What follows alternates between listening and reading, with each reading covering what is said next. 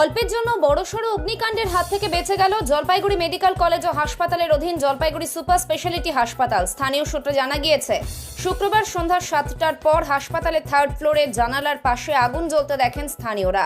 এরপর তারা নিরাপত্তা কর্মীদের খবর দেন। পরে হাসপাতালের ফায়ার প্রোটেকশন কর্মীরা আগুন নিভিয়ে দেন। ঘটনাস্থলে পুলিশ পৌঁছায়। ঘটনায় এমএসভিপি ডাক্তার কল্যাণ খাঁ জানিয়েছেন, কেউ ধূমপান করে জানলা দিয়ে বিড়ি বা সিগারেটের টুকরো ফেলে দেয়, আর জানালায় ঝুলেছিল কাপড়ের টুকরো। তাতে বিড়ি বা সিগারেটের খণ্ডটি আটকে যায়। তার থেকেই আগুন লেগেছে বলে প্রাথমিকভাবে অনুমান আমাদের। তবে আমাদের কর্মীরাই আগুন নিভিয়ে দেন। তবে এর প্রকৃত কারণ জানতে তদন্ত হবে। আপনারা তো হসপিটালে এসেছিলেন, কি দেখলেন?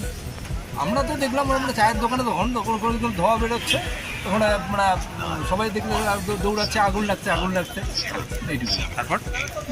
তারপর তো যাই হোক, এখান থেকে হসপিটালে যা ব্যবস্থা ছিল সেই ব্যবস্থা আগুনটাকে আয়ত্তে নিয়ে আসি।